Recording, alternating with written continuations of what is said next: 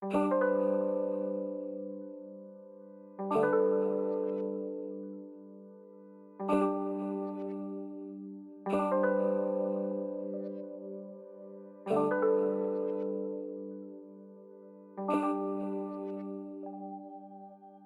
full name is Catherine Thalia Harwood-Farkas, but we'll go with Thalia for today. Isabel Pereira. My name is Meir Hersson-Edery. My name is Marie Fuchs, but for many, many years, since the Second World War, I was called Misha. My name is Maria Longo. My name is Fania, Hilelson-Jivitovsky. My name is Domenic Cusmano. Anna Fuerstenberg. My name is Walter Chiyan Tom. Deborah Lynn Forde.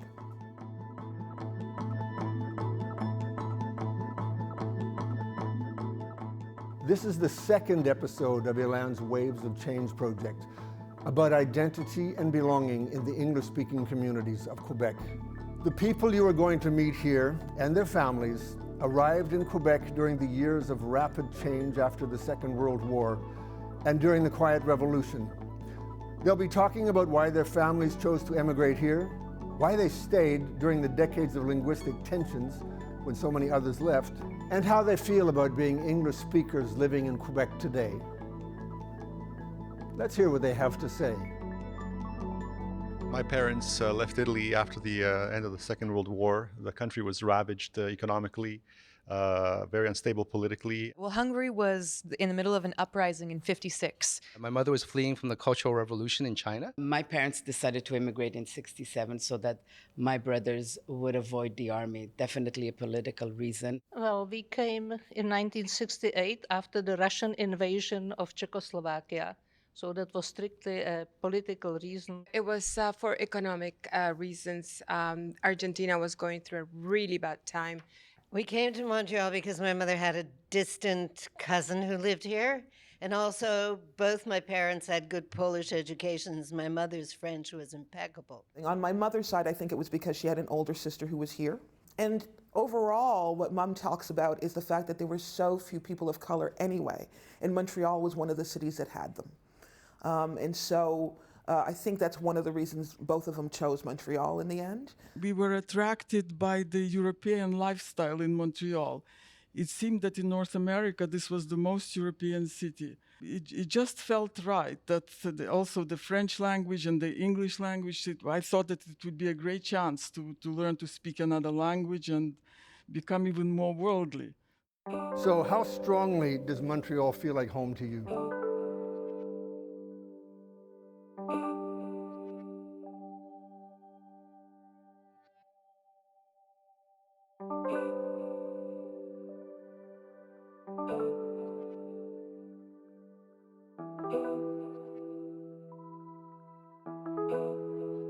I grew up in a home where we spoke 3 languages. Then along the way, I picked up another 3 languages. Within 2 years, my brother started going out with an Italian girl. So meals at my house were very fascinating. There was words in English, French, Italian, and Portuguese. So somehow we all understood each other. I grew up bilingual. They're very proud of me. I'm referred to as the French kid in the family. As a young child, I don't know much about the English community because where I live, there's myself, I think one neighbor across the street and one beside that speak English, and the rest is all French. Until you go into a school, until, that kind of thing, I don't think we thought of ourselves as relating to the English community. Again, I think the communities they saw themselves relating to was either the church or the West Indian community, more so than Jamaican West Indian, because at that time the numbers were so little that they clung to each other. It wasn't until later that the politics here starts dividing them. I want to say that I always found it interesting that in Montreal, there were the French Canadians who were Catholic. There were all the immigrants who were not, like Jewish people, Greek Orthodox, who wound up at the Protestant school board. And then there were the non-Francophone Catholics, like the Italians, who didn't really have a spot. So we ended up with an English sector, the English sector of the Montreal Catholic School Commission. Why this happened, and I think Quebec is still in denial about this. Coming from China, we had no option. That's the government policy. We weren't Catholic, we weren't Protestant, but it was the Protestant system that accepted us. And at the time, in Quebec City, the Protestant system was very much Anglophone. Grandparents spoke perfect French, perfect Moroccan French, not Quebecois French. But the thing is that they came here, and then it was a product of the government policies that we ended up speaking English. My grandparents had to learn English. There was no English in their household. They spoke French, and they spoke French to my parents. But my parents then, my dad went to an English school. And even beyond that, it's many people have been speaking about it, how the Catholic school system wouldn't take the Jews, so the Protestant school system would take the Jews. When my grandparents, my father arrived, he was 7, just about 8 years old. And at that point, there was absolutely no Bill 101. He was an immigrant and he was Jewish. There was no way that he would be accepted in the Francophone schools. It was just not done, period. So he wound up going to one of the Protestant schools, which wound up being a very Jewish school, Baron Bing. Which doesn't exist anymore, but a lot of Jews from around his age range, Baron Bing, I know this, that, and so a lot of the Jewish population around that time went to Baron Bing. As you know, the Catholic schools, even though both my parents spoke perfect French, would not take us because they didn't want refugees to corrupt their pourlaine québécois, which we would have done because my father was on the left. So yeah, they were right about that. In French, I knew only merci et bonjour, and I knew some English too. You know, when the children, we put them into nursery, Notre-Dame-de-Sion, which is close to Marie de France. We were living in Snowdon at the time. But when my daughter was registering for school, you know, the children have no denomination. We are not religious, and we decided they can decide for themselves later on. So that was only Protestant school board, and so my daughter started going to English school. Anecdotally, I think it's well understood that Quebecois did turn away a lot of immigrant kids from their schools back in the 40s and 50s and even into the early 60s. How strongly do you feel you belong in Quebec?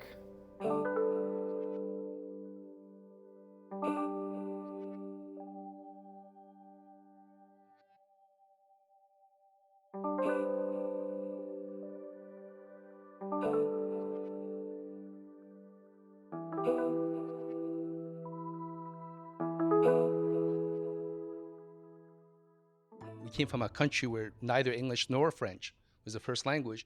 I, as a child, ended up being an informal translator for my parents. The reason why you get into restaurant is that even if the business isn't doing good, at least you're assured food on the table.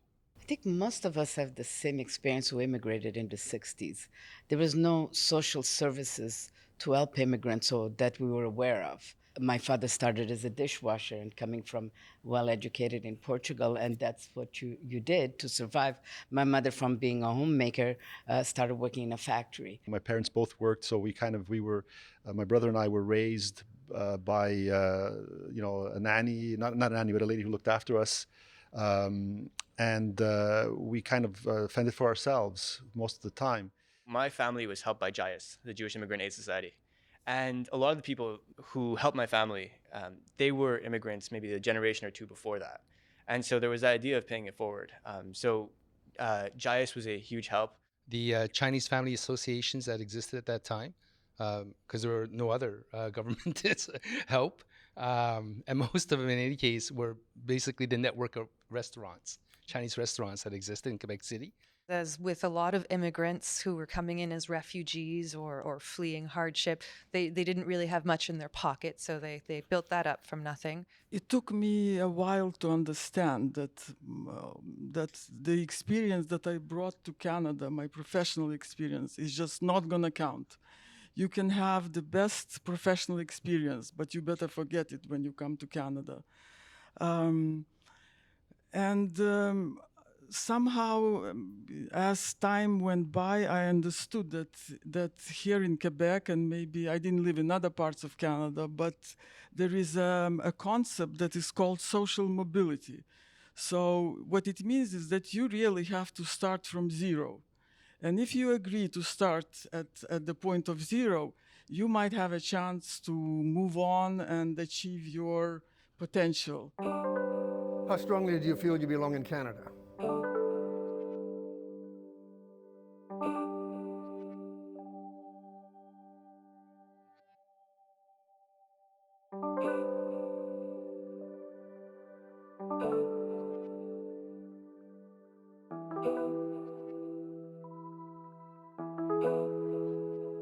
Well, I remember Soldiers in the Street in 1970, and that I think that was probably the worst that my parents could imagine things could get.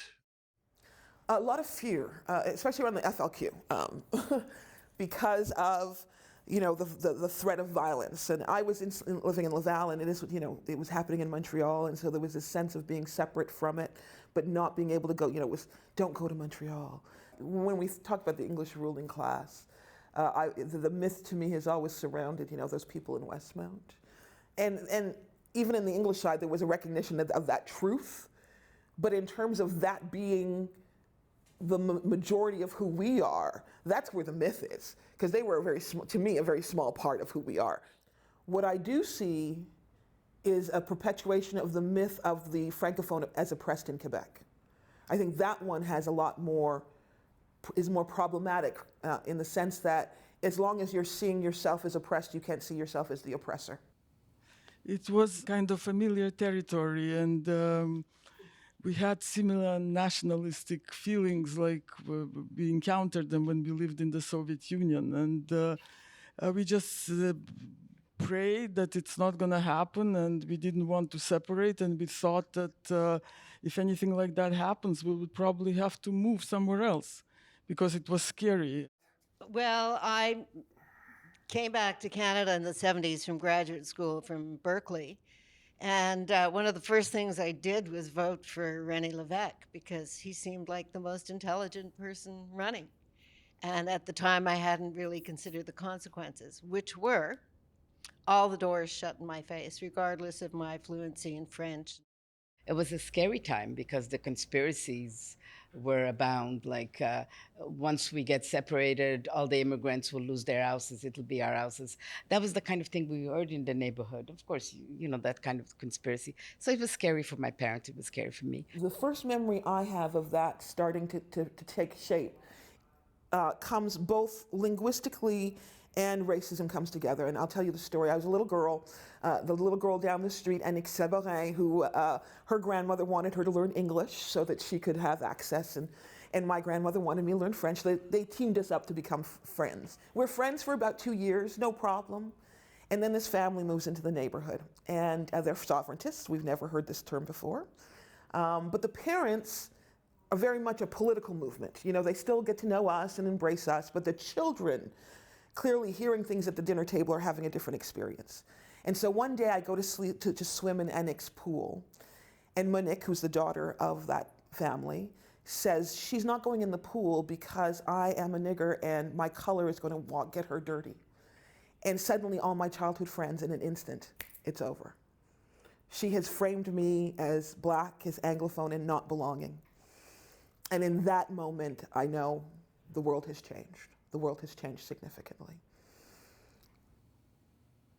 For our family, and I'd probably say much of the Chinese community, 70s and 80s, sadness.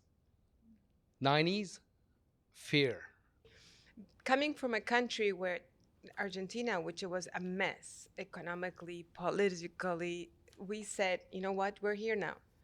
Let's take it as it comes. Let's do the best of it. My father was very scared to lose his job. I think the politics is what brought some animosity between friends and neighbors, and that was unfortunate. And then we realized when we won, we didn't expect the French not to have their place. This was their province, but to live in harmony. And I think that's what a lot of immigrants want. We don't want to take your place. We don't want to take your job. You don't want to take the jobs that we took, like washing dishes or something like that. So, let's live in harmony. Many of my colleagues who I grew up with. Fear, 90s, le vote ethnique. Palais du Congrès, that's right next to Chinatown.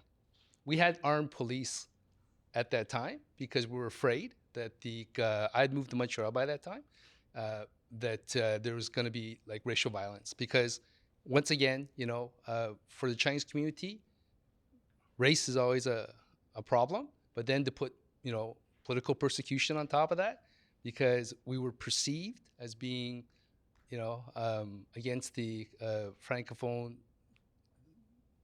movement, that was very scary, especially for those that fled communist China to begin with because of political persecution. La vote ethnique et l'argent. And so now it is to a point that when government, and I'm not talking about my relation with the people, I'm talking about the government thing. Because the government thing to me, I think, is very different. It's about power, it's about keeping power and getting elected. And so now whenever any of that group says anything to me about having positive relations with the English community, what I hear in my head is, well, moi je me souviens aussi, hein. Je me souviens de ce soir-là. Je me souviens que à un moment donné, tu disais que je ne pouvais pas parler français. Et là, maintenant que je te parle en français, tu dis, ah, ton accent, c'est pas assez. T'es pas assez québécois pour nous.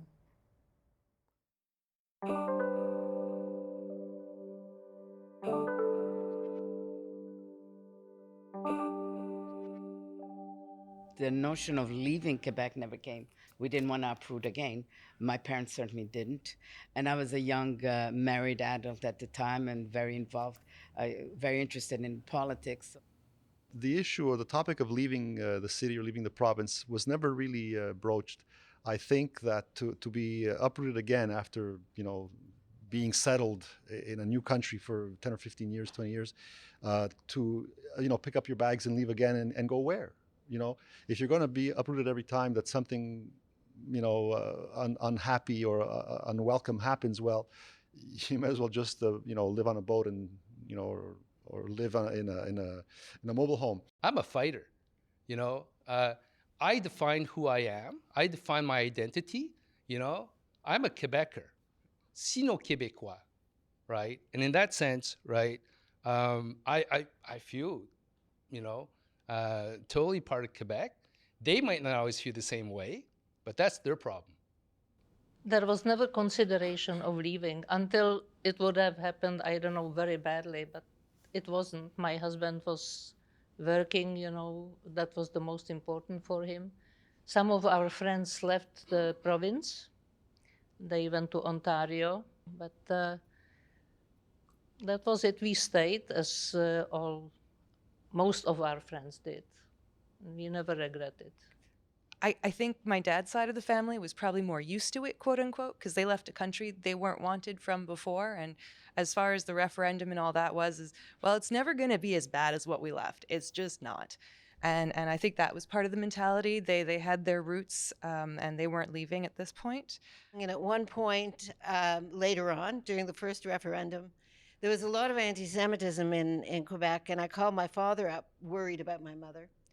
And I said, Papa, do you think maybe you'll leave Montreal? And he said, why? I said, because of the political unrest. He had a terrific belly laugh. He laughed deeply and long. And he said, Anna, you're calling this political unrest? He thought I was crazy. I think my father, every day of my life, for the decision that he made to bring us to this country to do better for ourselves. And we struggle a lot, but we made it. We were scared, but here we are.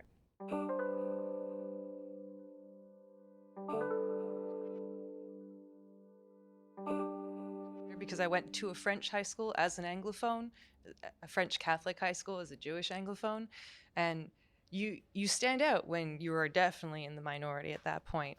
And at that point, it maybe didn't feel as accepted, although at the same time, I had many a Francophone friend, especially after having been through a few years. The first few years, the Anglophones kind of just stuck together. Then cégep and work, life, adult things happened. And I've realized that although the media's and we hear a lot about it, when you actually start talking to people one-on-one, those feelings don't come out as strongly, I find, I feel like I belong. I feel like I belong in my neighborhood. I feel like I belong in the city. I feel like I belong at this job, whatever. Sometimes I don't know that I would feel the same way if I started traveling outside of my Montreal bubble, though, because it's very different in the région. No matter how good my French is, I also haven't made the effort, and this is on me, to really imbibe French media, as in the television, the music, the comedians, except for the 2-year period where I also had a French-Canadian boyfriend, and that was a great time. But except through my time spent with him, I had no exposure to that particular side of Quebecois life, and I haven't made it, so that's on me as well, and so I don't have those reference points with my compatriots at work necessarily. I can't have water cooler talk of what was on TV last night. At the same time, you know, with the rise of the internet, you don't necessarily need to talk what was on TV anymore, and it's just everywhere in the media, whether it's French or English. So I think in some ways, it's a lot more relaxed than it used to be. I went to English schools for elementary, high school, CEGEP, and then I made the decision to go to Université de Montréal. And going into Université de Montréal, I'm a kippa-wearing Jew. I thought, oh my God, I'm going to get anti-Semitism. This is going to be interesting. I have not heard a single word about me being Jewish. I have gotten so much abuse for being Anglo. I was not expecting that at all. And I thought my French was decent. You know, I was in the second to highest section of French in my Anglophone university. I thought I could get by. Impossible. So I decided I'm going to stick it out. It's going to be tough, but I need better French. I worked my butt off for the first month. The first month was hell. It's incredibly hard going to a school where, especially in a program that requires you to read a lot. So I said, you know what? Let's try something. I'm going to create the Comité des étudiants anglophones en droit de l'Université de Montréal, which to my knowledge is the first Anglophone student association in Quebec ever. And the response was strong. It was very strong on both sides. And I hear some people speak out about the club and they say, well, we don't think that U of M should have an Anglophone club. It's a French school. If you want to be Anglo, you go to McGill. And then I had someone else say, if you give the Anglos an inch, they'll take a mile. And so I had that side of things, and that was disheartening. But then I had people come out and say, you know what? I'm Francophone. My grandmother used to tell me about how they forced her to speak English at the Eaton Center when they were serving people. That happened. Okay, that happened. But now it's different, and this is a service that they need. They're not being political. We should help integrate Anglophones. And so all those things that we've said, it's slowly changing. I grew up in Quebec City. I did my law, actually. I jumped from the English system directly into the French system at Laval University, where I did my baccalauréat de droit. I sympathize totally with you, Meir, okay? I was the only Vismin of Laval, and there were a couple of Anglos, refugees from Montreal. So, but that being said, I made that decision to, immerse myself into French culture, French institutions. Most English speakers arrived in Quebec not speaking French. Perhaps surprisingly, many arrived here not speaking English. In Quebec, a term was invented for families that did not have French or English as their mother tongue. They were called allophones. In the post-war period, allophone communities increased rapidly, while traditional Anglo communities were declining. Allophones became an important factor in the future of Quebec. If they integrated with the majority, they would strengthen the French language. If they did not adopt French as their working language, Quebec was sitting on a demographic time bomb. Language has not always been the main dividing line between the descendants of Nouvelle France and the foreigners who arrived later. Until the Quiet Revolution, religion was the more powerful way to keep groups of people apart. Large numbers of Jews were attracted to Montreal because it was a cosmopolitan city and already had a large, well-established Yiddish-speaking community that could help them integrate. The Catholic school system was quite categorical in excluding Jewish students, even if their mother tongue was French. The Protestant school system accepted Jewish students after the Provincial Education Act of 1903, but they were segregated. Baron Byng High School on St. Urban Street was 99% Jewish when Mordecai Richler was a student there in the 1940s. The Jewish community had to fight for equal rights in the Protestant school boards through the Canadian courts and all the way to the British Privy Council. The treatment of Italian Catholics was particularly contentious. Prior to the Second World War, the few Italians who immigrated to Quebec entered the Catholic school system. That changed after the war when 100,000 Italians migrated to Quebec. Some of the new arrivals joined the Irish in the English Catholic system. Other Italian students wanted to be educated in bilingual classes within the French Catholic system. In 1967, the Saint Leonard Catholic School Commission decided to abolish its bilingual schools and make them unilingually French, which precipitated the Saint Leonard crisis and violent street protests over language rights and the value of bilingualism. Of the 5 groups interviewed for Waves of Change, the families that immigrated in the post-war period have the weakest sense of belonging in Quebec, and with good reason. Every history book I've read says that Allophones chose to be educated in English rather than French. This was never more than partly true. Head sovereigntists understood Allophones better and made them feel more welcome in the movement for an independent Quebec. The razor-thin decision in 1995 could easily have gone the other way. Immigrants have made valuable contributions to the development of modern Quebec. Those whose mother tongue is not French have not always felt they are full Quebecers, but they choose to live and work here because they have made Quebec their home. I hope to see you again for episode 3 of Waves of Change, where we'll meet families that arrived here during the turbulent 1970s and 80s.